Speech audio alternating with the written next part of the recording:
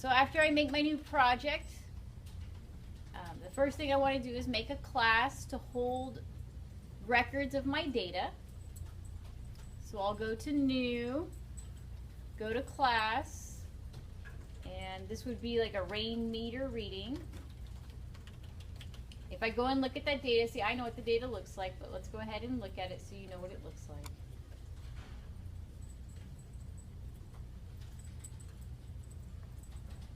But inside of this data, there's a date column that shows the date that the rain meter was taken, and then the amount of inches that were logged that it rained, okay, on that day. And this is only one of these rain meter stations that are in Merced. So there's different rain meter stations that you could get this data from, but we're just going to look at one of them. Okay? So our two instance variables then would be date, and they called it precipitation. Okay. So I guess we could stick with that term there.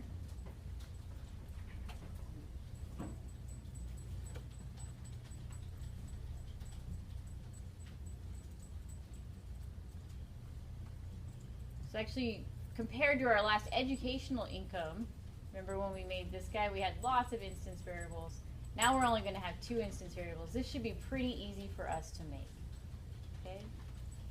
So remember that you make your data variables or your instance variables at the top. And we make them private always.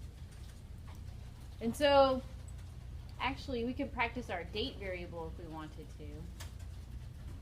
So we're going to read in this date and read in this precipitation. What type of variable should we use to hold our date? String. Yeah, we could use a string if we wanted to. String would be okay. If we wanted to, we could even break down this string. Maybe that's what we should do today. Actually, this might be helpful. We could do the split method and split up this string inside of our constructor today. And then we could hold the month, the day, and the year separately. And if you hold the month, the day, and the year separately, you could ask it more questions because you could sort things by month, you could sort things by day, and you could sort things by year. So if we split it up, you have more ways that you can sort your data. Okay? So we'll go ahead and split that guy up. But we'll do that in our constructor. We'll send it in as a string, and we'll do it in our constructor. And then we have our precipitation. So in our variables, let's go ahead and make an int for our day, our month, and our year. So we'll split them up into the day, month, and year.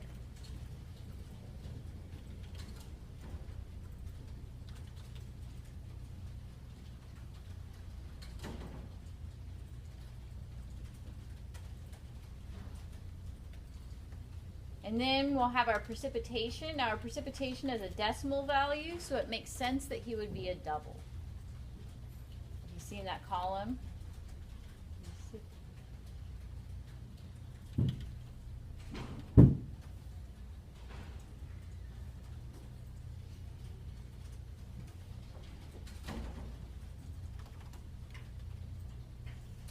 So remember what your constructor looks like? You guys should all know what a constructor looks like now.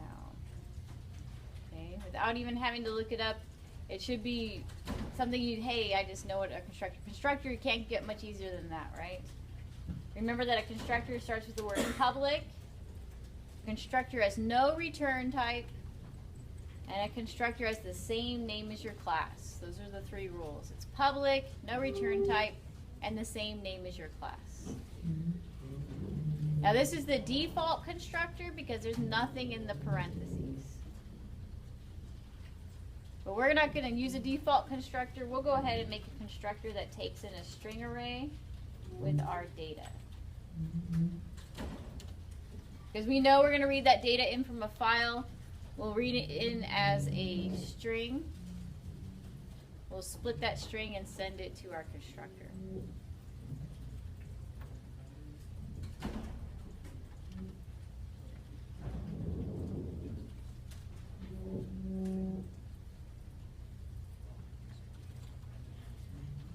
Now remember what the this operator does. A lot of times we don't use the this operator, but it means the object that's calling or it's referring to or that it's constructing with this constructor.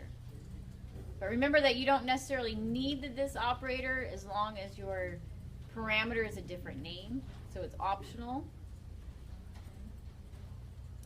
But we'll go ahead and we're going to have to split up that first string. So when we send in our data, remember when we send in our data, we're going to send it a string that looks like this and a string for our double value. Okay. So our first array value in our string that we're sending to our constructor will look like this. In fact, I'll even copy and paste it in there so we know what it looks like. So is in data index 0. So the string that looks like this is going to be in that data 0. And we want to split it up into the day, that's the month, the day, and the year. Okay. So we can take that data 0, our data index 0. He's going to be a string, so we can use the dot operator. And we can use the split method again. And we can split, not just on a comma, but we could split with the little slash mark. And when we split with the slash mark, it's going to split that string up according to those slashes, or backslash. Does that make sense? Because we've used the split method for our CSV files. So it works the same way with the backslash. So it's going to split it up into an array of strings that'll have the month, the day, and the year in it. Okay. Now we want to return that and put that into a string array so we can hold them in here.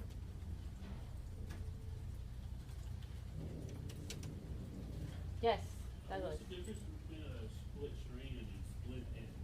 Because I was noticing when I went got split end, it gave me two different ones. One said Oh, okay. So it's called an overloaded method. That's good that Douglas actually noticed that. So when you have a method with the same name, but a different number and or type of parameters, this has a different number of parameters, they're called overloaded methods. Okay. And in an overloaded method, there's two different methods. It's two separate methods. And we've been using the one method that has a parameter of type string. If you ever want to figure out about these methods, you could hover over them in Eclipse. He will tell you about that method. My hovering over isn't working right now. So it fixed this computer. But you can go over to the Java API online too. Go to the string class.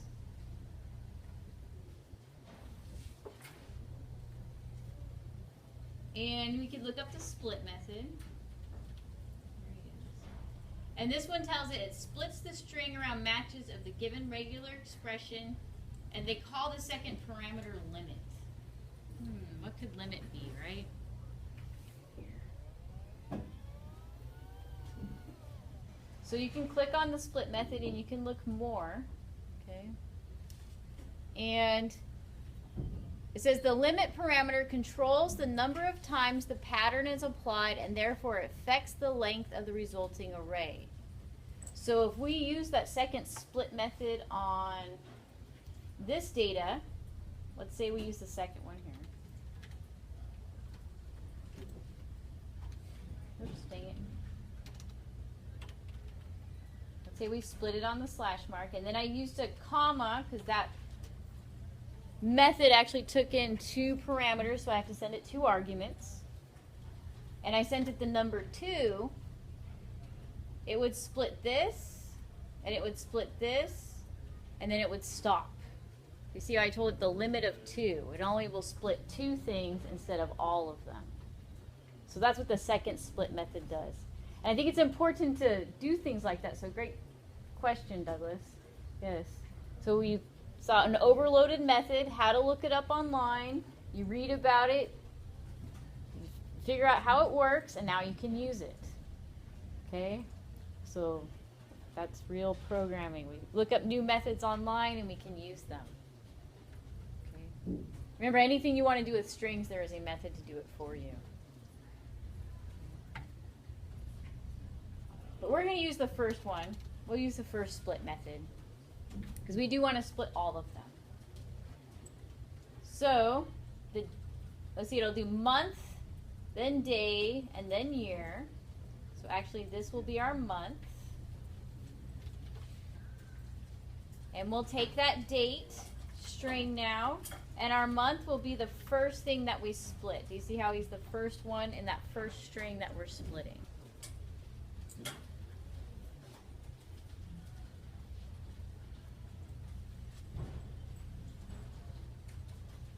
Now month is an integer because we stored him as an integer. We could store him as a string, but he makes sense that he would be an integer. So if we wanted to convert this string, this is our string with our month inside of it, to an integer, how do we convert him to an integer? We've done this before. Yeah, the parse int method. Good. So I don't demand that you memorize these things, but you should start to remember them because we have used them. Okay. And if you forgot the actual name of the method, hopefully you remembered at least the class name integer. You'll type integer in. You could use your dot operator, and then you could scroll through those methods. If you forget them, it's okay. That's why we have the internet. So, and Eclipse. If you at least remember the class name, okay, you can type the class name in and then put the dot operator and then look for that method that you're looking for. Okay. And then if all else fails, if you don't remember the class name, go online and you look up change a string to an int in Java, and it'll show you too. Okay? But you should start to remember that one. That one's a common one. All right. So then we'll just repeat for our day and our year. So we'll do our month, and then we'll get our day and our year from that one string. So this will be in our parsed. So in our first string, we parsed that first string and pulled the month, the day, and the year out of that first string that we sent to our constructor. And then the second data item inside of this string will be our precipitation.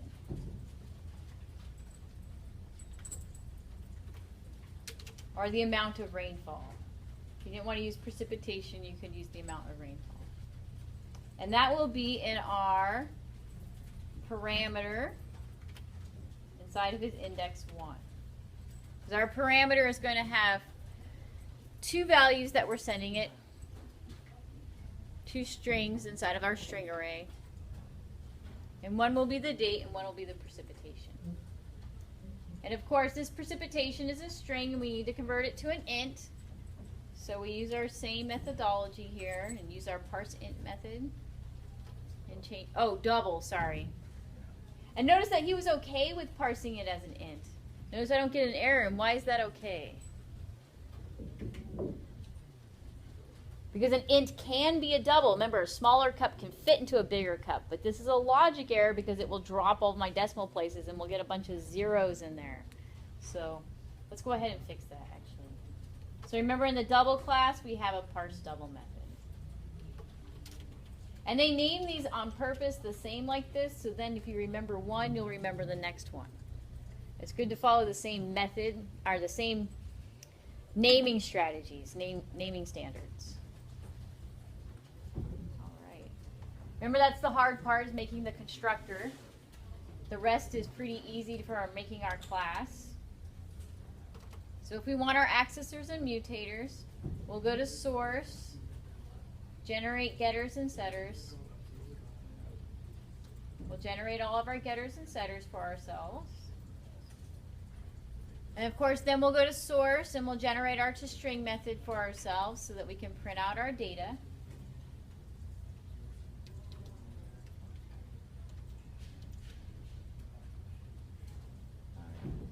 And that's a pretty good class to start with, and if we need to add more methods to it, we'll add more methods later.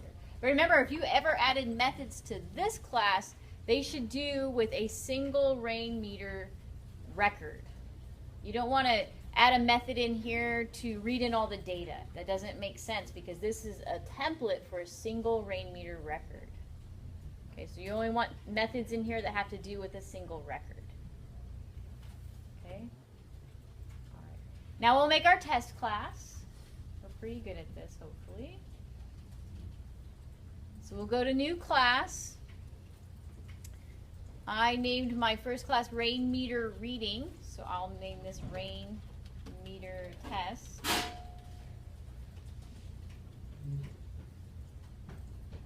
This one I do want to have main in, so I'm going to go ahead and check the box for main, so it'll write it for me.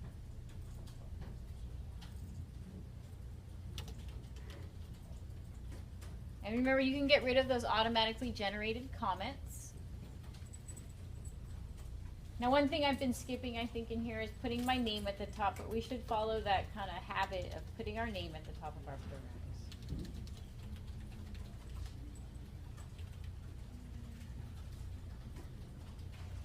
And we can put the date.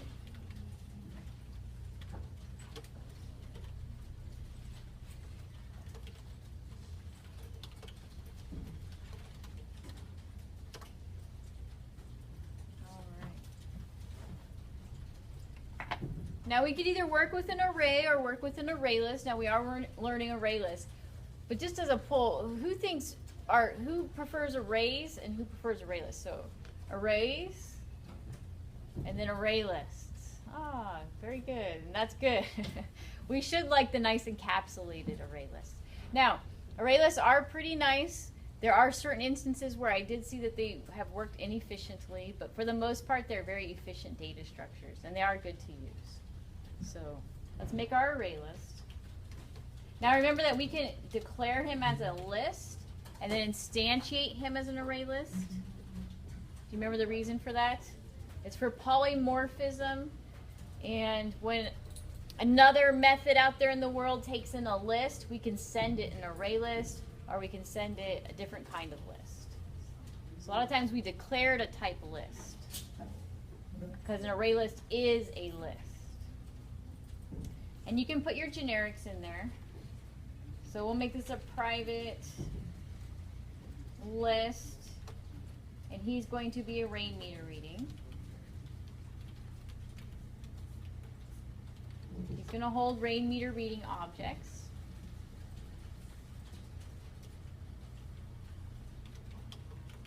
And you can call him whatever you want.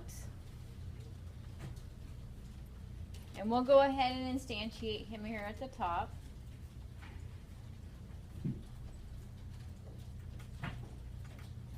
Remember, this is called your instantiation.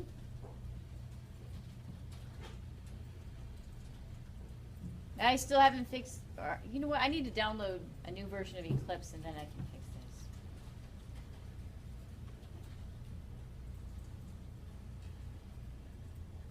But remember, if your computer that you're working on has an older JRE like this computer here, and it doesn't like the generics being written into the declaration and instantiation of our object, then you can just delete those generics and then he'll be okay. Oh, and he needed to be an array list. And then you might have to hover over those list and array list class names. And remember to import from the java.util library. Notice that Java AWT also comes up, but we want the import from the java.util library. Okay, we want to use it from the java.util.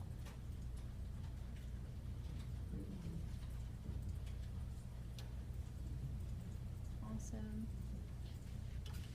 So our first step always is to read in our data and make sure we can read in some data.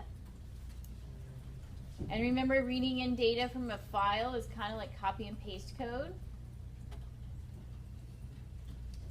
So I'm going to go ahead and copy and paste this code.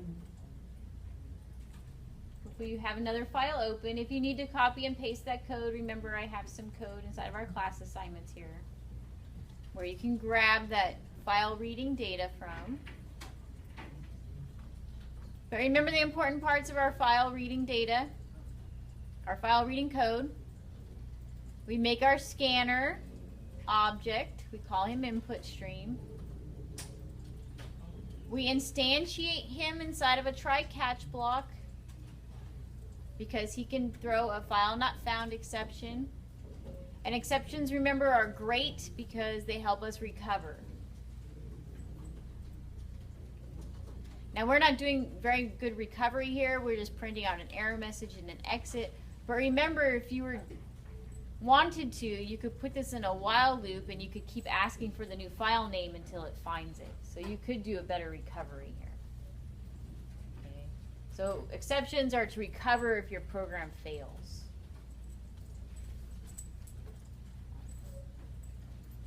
So everybody got that in there, the read-in file. And we like to send it the file name here. It makes sense that we send it in as a parameter.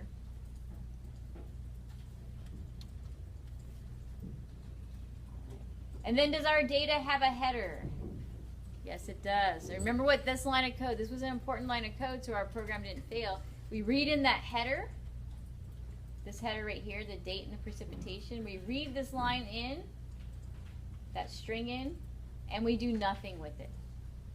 Remember that we do nothing with it.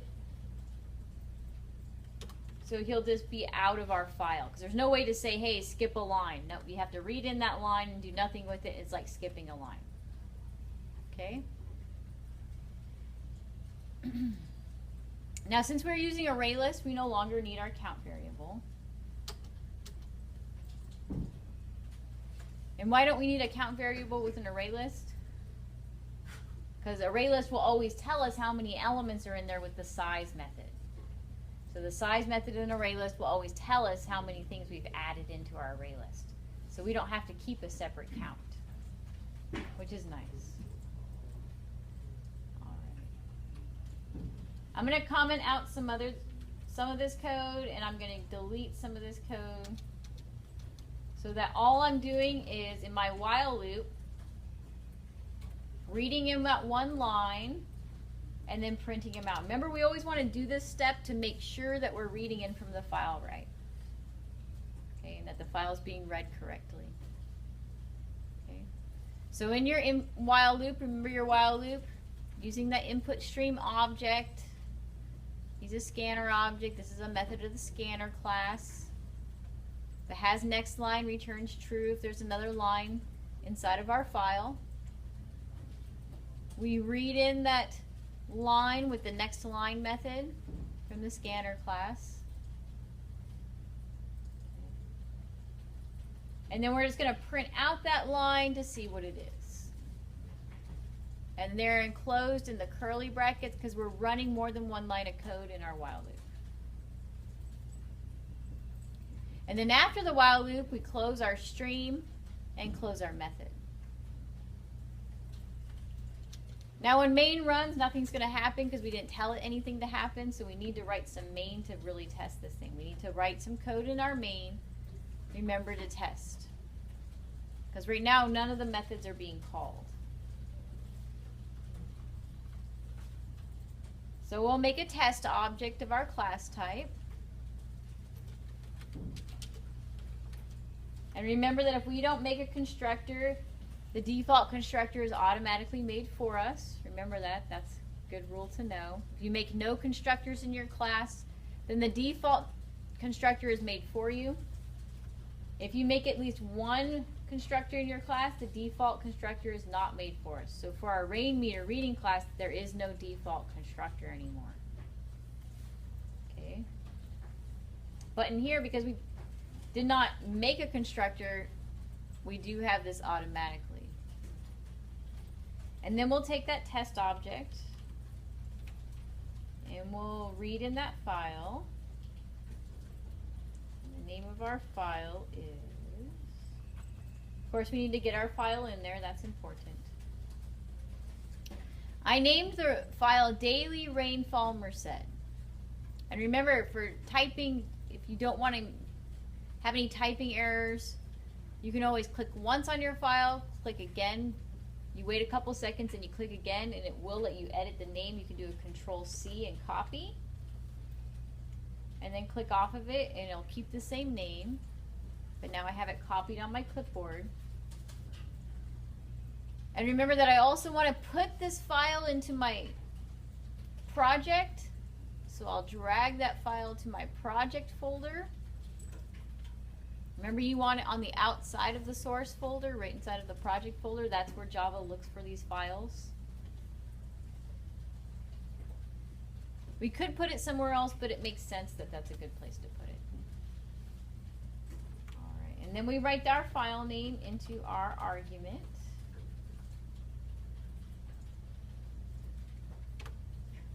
And voila, we have an awesome program that we can test already.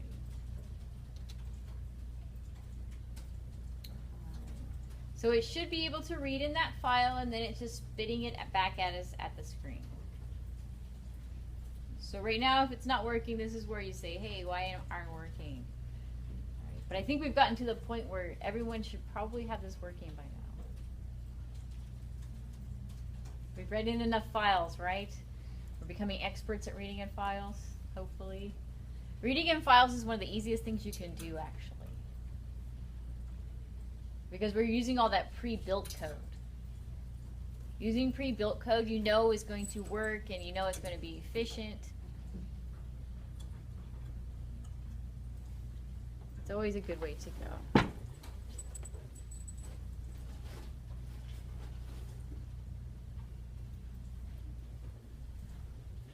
Any problems? Oh, we had to have a couple.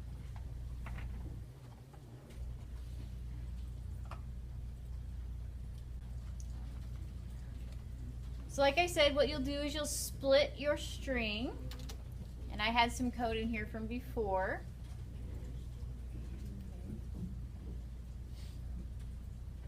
And then I'm no longer going to put it into an array, but remember that's how we stored it last time in our regular array. This time around, I'm going to use my array list.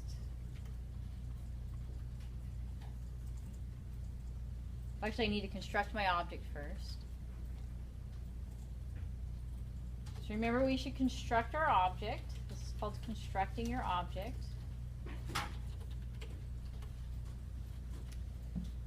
And so we want a new object of type rain meter reading, type rain meter reading. So you'll say, hey, I want a new object, type rain meter reading. It doesn't matter what you name that guy, but just name him something. We're just going to use him temporarily. And actually, I'll show you a new way that we could write this even shorter. And we are going to send it as its argument to the constructor, that array that we created from splitting up that line that we read in. Another way that you could write this line of code, which would be kind of maybe a more common way to write this code.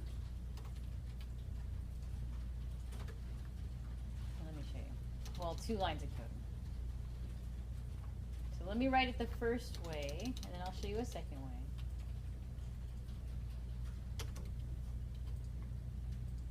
So we instantiated that new object. That's called an instantiation. And then we're going to add that object into our array list. Another way that you could write this same line of code would be just to write our add method. And then instead of making this temporary object, notice that he's temporary and he's remade on every loop. You could just construct that object and not give him a name. So you could put that line of code right inside of that add method, and it actually does the same exact thing. Okay, so these 2 lines of code are equivalent to this line of code.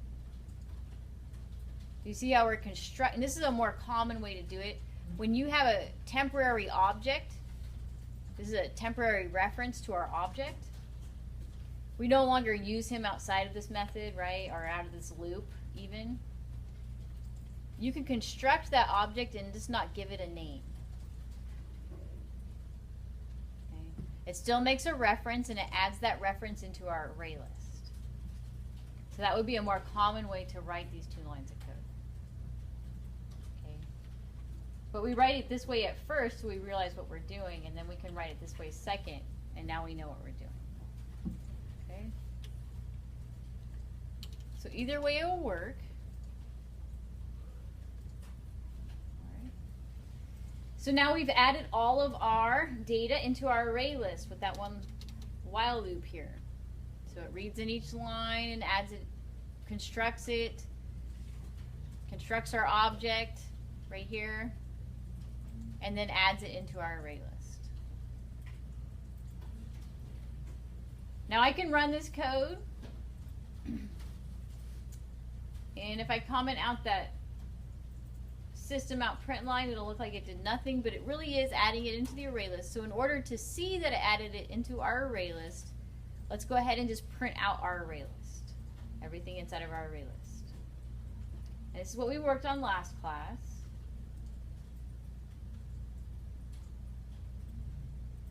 And so we can actually copy and paste our iterator if we want to.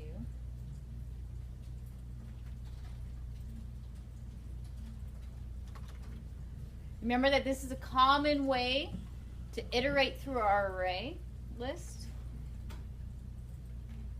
is to use this iterator. Remember all the different ways. We could have used a for loop, we could have used a while loop, and use the get method with those. But this is a more common way, is to use this iterator object. And the iterator object goes ahead and grabs the next object out of our array list for us. And it goes through our entire array list for us with this while loop.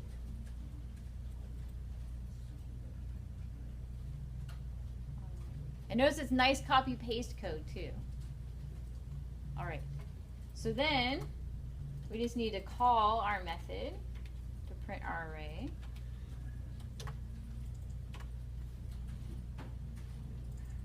Now remember, when you're testing this, to comment out this system out print line so you won't trick yourself that it's working because this one's working. Comment out that print line, so the only thing that we'll be printing will be inside of our print array list method.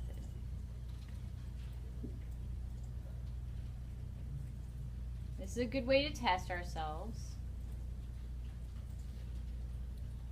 And it does actually print our array list. And again, this is a good place to kind of stop and debug if it's not working. But everybody got it working? We are getting good at this. Good.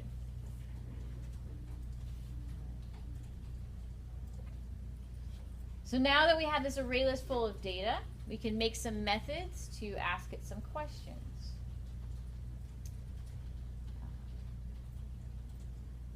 Find the total monthly rainfall for every month for all the years. Which month had the most rain and how many inches was it? Which month had the least rain and how many inches was it? Notice we're working on our max and our min a lot, right? But that's okay. We do use max and min all the time. So does that make sense? Find the total monthly rainfall for every month for all the years. That means January for all the years. What was its total for Januaries? All the Januaries for all these years. Because remember, we have all different kinds of years. We have from 1999 to 2015. So from 1999 to 2015, in the month of January, how much rainfall was there? And for the month of February, how much rainfall was there? For the month of March, how much rainfall was there? Okay. I'll help you with this question, and then the next question, I bet you guys can do after we do one of them. I bet you can even do this one on your own, but we'll do it together. Okay? So inside of this method, we can think of our return type. We could have it return a string of objects, but I think we'll just print it out. It'll be easier. So let's go ahead and make it a void. And we'll say total rain for every month.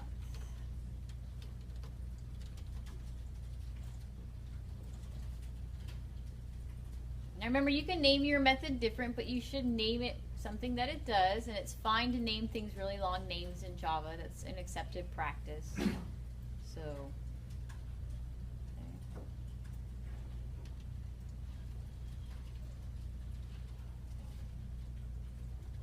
So we can write down our algorithm. We need to start working on our algorithms more. So our algorithm for our total rain for every month is we need to find the month, or actually, for every data, or for every, what's it called, rain meter reading,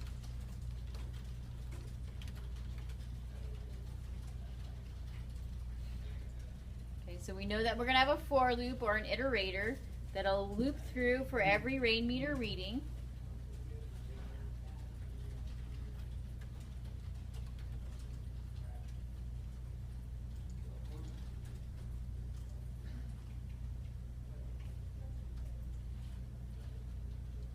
Actually, let's just write the code for this. So for every rain, I think it's easy enough to write the code. So for every rain meter reading, what are we going to check? We're going to check the month. And how should we store? So we need to keep a count somehow. And we need to keep the count for January separate than the count for February, separate than the count for March, separate than the count for, May or June or July. So what would make sense? How can we make 12 different counts? What would be an easy way to make 12 different counts? An array. Yes. So let's make an array. And we'll call it month totals or something.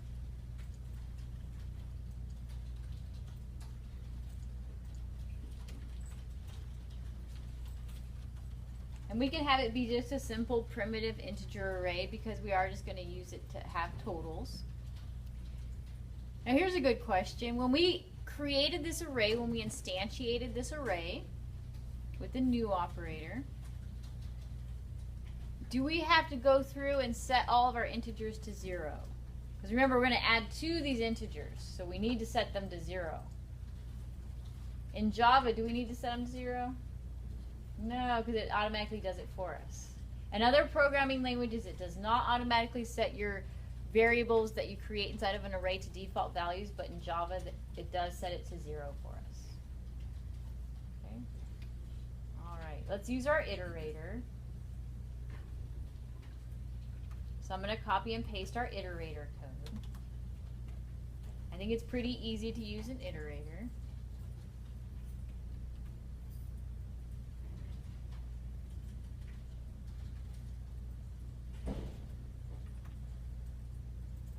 And we can do this lots of different ways.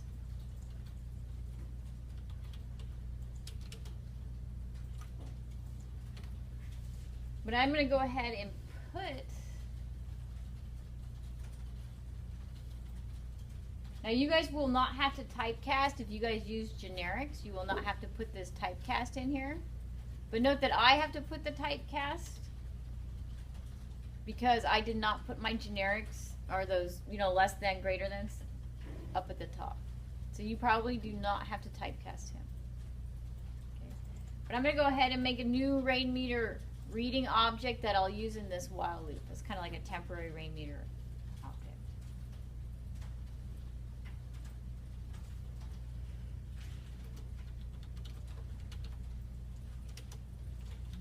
Now how am I going to get a hold of his month? Use the get month method.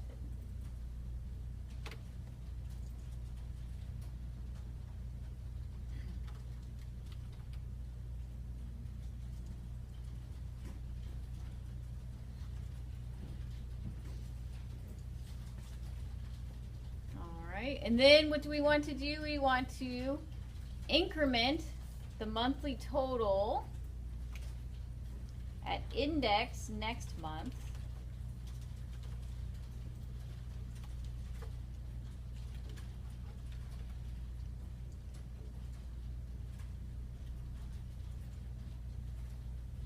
And we want to not just increment him, we want to add to him. What do we want to add to him? We want to add to him the total precipitation that was in that reading. So you guys realize what we're doing here? We're getting this data.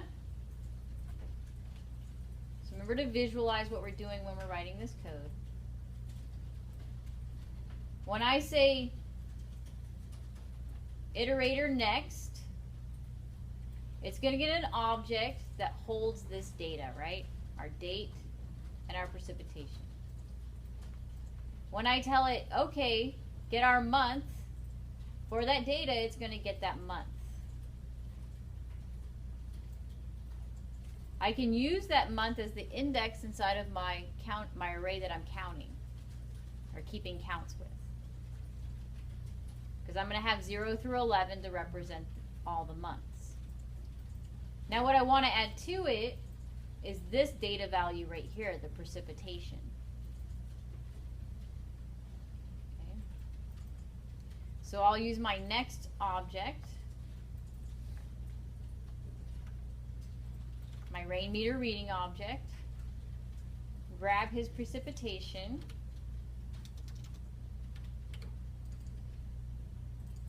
and then add it to that total. And voila, there he is.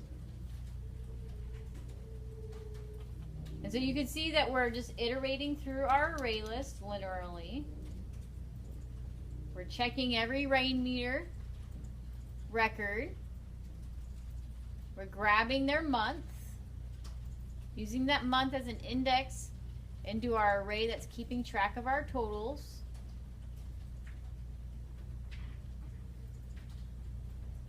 And then we're adding to that integer, this integer here, we're adding to it the precipitation.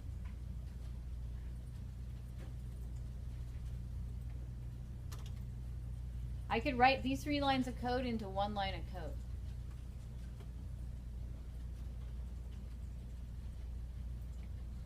Okay, and just to show you that you could write it in 1 line of code, I wrote it in 3 lines of code to kind of show what we were doing. But remember that you could actually write this into 1 line of code. Okay.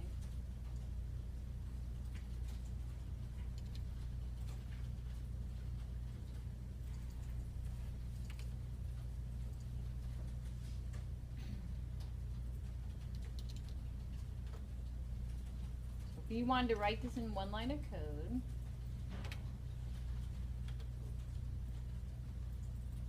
you don't have to write it in 1 line of code, but I just wanted to show you that you could write it in 1 line of code. And a lot of programmers probably would write this in 1 line of code.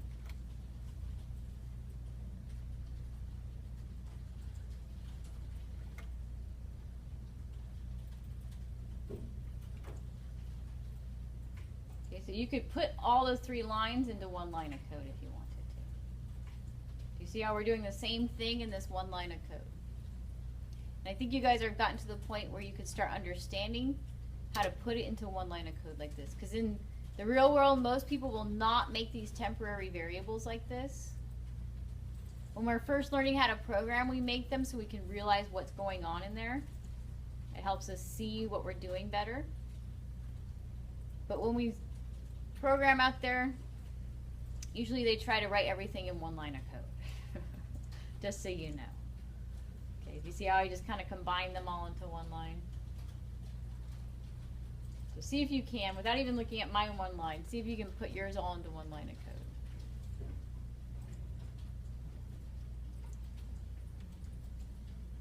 And I'll be posting mine after, so then if you get it wrong, just comment them out and you can see it after.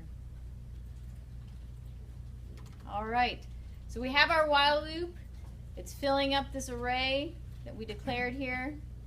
Now our choices are, we can either return this array to main and have it print out the total for every month, or we can just print out the total for every month inside of our method here.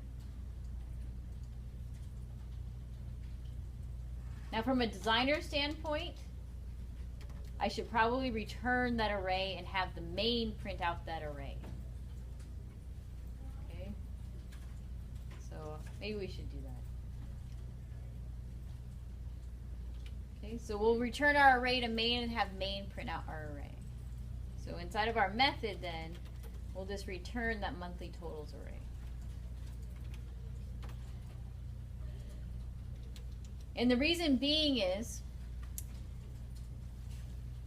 when we start getting into graphical programming, in fact, I thought we could get into graphical programming a little bit next week. We could take one of these classes that we made and make it a nice little user interface. Okay. But when we start doing that, we don't want to have system out print lines inside of our code, because we're no longer going to be printing to the console. We're going to be printing to a text box, or we'll be printing to a screen. And so when you want to print to different kinds of things and not just the console, you want to get rid of system out print lines. I mean, you can still use system out print lines for testing, but you no longer want to show your data with system out print lines. You want to send it as an array of strings. So then we can send that array of strings to a text box and have it printed out. Okay? So it makes sense that we're sending it, or we're sending it an array of integers. That's fine. Okay? So our method then is finding our totals and then sending back our totals as an array of integers, so then we can send it to a text box and have it print all nice and pretty for us. So a lot of times we like to keep the system out print lines out of our methods. Okay? All right. Yes, Todd? Shouldn't that be a double instead of a... Oh, it should be a double, actually. Very good, yes. Because our monthly totals are doubles. I would have had a very bad logic error and have all zeros, right? Yeah. Or 0.0, it would be something 0.0. A new double array. Good. All right. So now we need to call this method in main. So now we'll take this method and we'll call him in main. He'll return to us an array of doubles. We can loop through our array with a for loop and print out all of those doubles. All right. So in our main, I'm going to go ahead and comment out my print array list. That was for my testing purposes, so I don't need him anymore. I'm going to call that new method I just made. Total rain for every month. Now remember that this method is returning to us an array of doubles.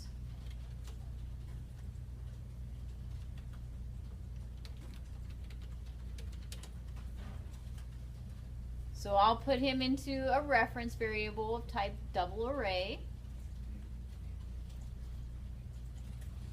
And then everyone should know how to use a for loop to loop through an array.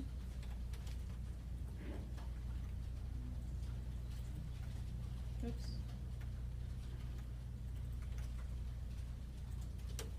So I equals 0, I less than length, I plus plus.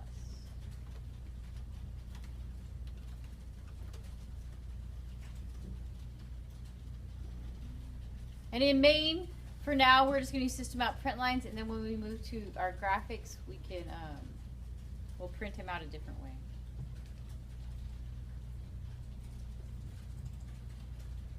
And what we're going to print out then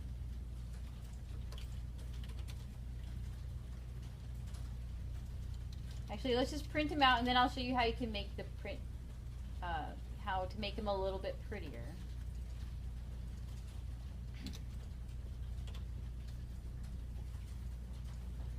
So it should print out its 12 values, and the first value should be January, and the last value should be December.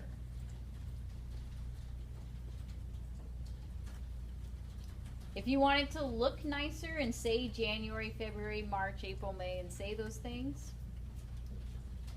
you could very easily make an array like this. And then use this array to print out the name of the month.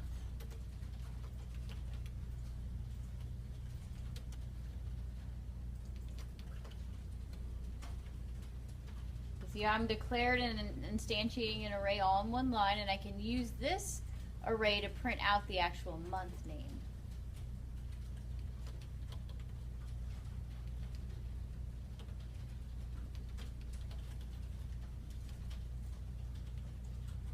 And we can use him later in our text box as well.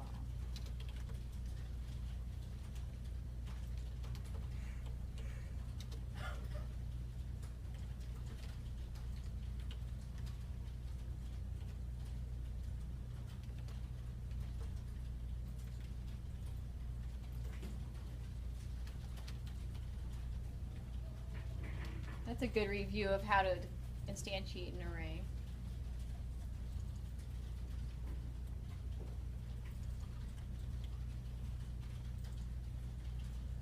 So then when we're printing these things out, we can print the month name,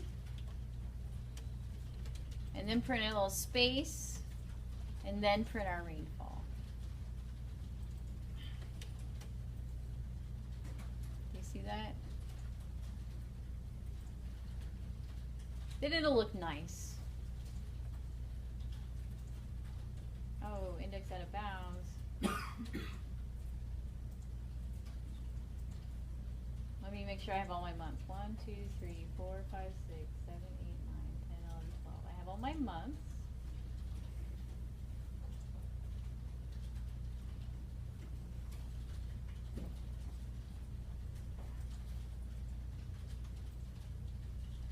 Oh, I see what we did wrong. And what did we do wrong here? We had a little bit of a logic error. What are our months? Our months go from 1 to 12. And what are our indexes? 0 to 11. So what do we need to do this month? Yeah, we just need to subtract 1. And then you guys all saw why we did that? Because the months in here were counted 1 to 12. But our indices, even though he's 12 long, we made him 12 doubles long, but they're indexed 0 to 11, so we just need to subtract 1 from that month to get the right index. And that was in our total rain for every month method. Just need to subtract 1 right here. When we insert them into our array, we need the proper index. And he does actually show us how much rainfall over those years. And let's see, it was from 2015 to actually 1999. So 16 years. And in 16 years, we had 0 rainfall in July and 0 rainfall in August. We had 1 inch in September. We have 2 inches in June. And this is why we're in a drought. Okay. So, yes. You can see that even in December, well, 32 inches is kind of a lot, but that's for 16 years. So notice that this data is spanning 16 years.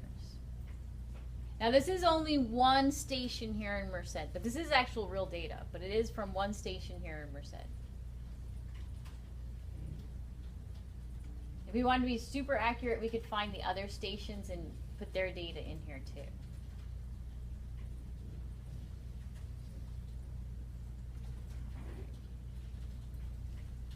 So let's see if you guys can do the next question. Oh, this was still part of our question. Which month had the most rain? And how many inches was it? And which month had the least rain and how many inches was that?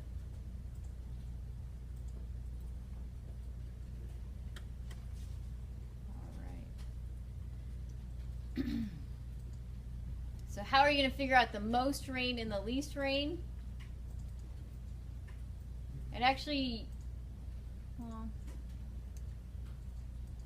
I guess we're practicing methods. I'll have you guys write a method. Huh? Plug in the data we got from the other. Yeah, we're just going to use that data we got from the other one to kind of do that. Now, we'll write a separate method for this. So we'll call it public. We can return an integer with the name of the month that has the most rain. And we could put max rain or something. Now inside of here, you can use that data that we got in the other method, or even call the other method inside of this method. In fact, that's a good idea. We can call this method inside of this method to get all those monthly totals. So actually, I could use something like this.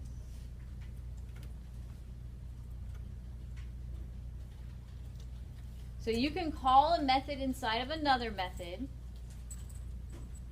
See, I'm calling this method inside of this method to get that array of doubles. And I think it makes sense to do it this way. Now, we had choices. We could have sent it in as a parameter. We could have sent in that array of doubles. But I think it makes sense that when they call the max rain method, that they don't have to think about sending in an array of doubles. We'll go and get that array of doubles for them and figure out the max rain.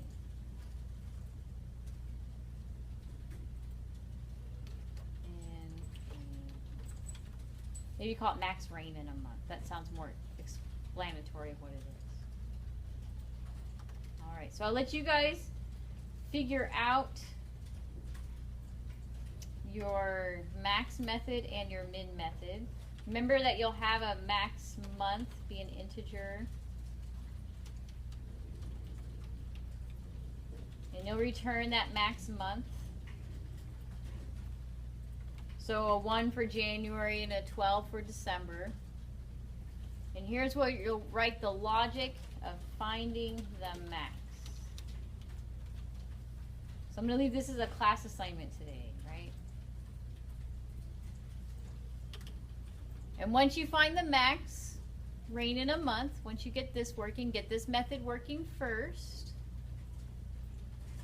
Then go ahead and write another method. You could copy and paste it to find the min rain in a month. And it'll be the same way. And hopefully you remember your max algorithm. If you don't, you can look it up online or figure it out again. It's one that you should start to remember is finding the max. The algorithm to find the max is a pretty common algorithm.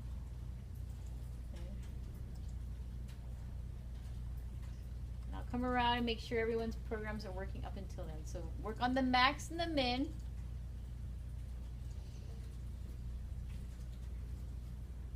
And then do this third question too. We'll do up to this question. So we'll have finished the first one. We'll find the max and the min. And then see if you can answer the second one here. Which single month had the most rainfall out of all the months for all the years? And what I'm telling you to do there is to treat each of these as separate data items, pretty much finding the max in this column, finding the max precipitation out of all the objects. So you're going to do a linear search of all your array list objects and just find the max, and then print out the month, day, and year for that. And that one should be pretty easy too. And then these last ones have to do with sorting data, and we'll get into sorting this data next time, I think. I think we ran out of time today. I think if we finish these first two, that'll be great. And then we're going to learn binary search next week, and we'll also start in on our sorting and how to sort this data. And sorting in an array list is actually pretty easy.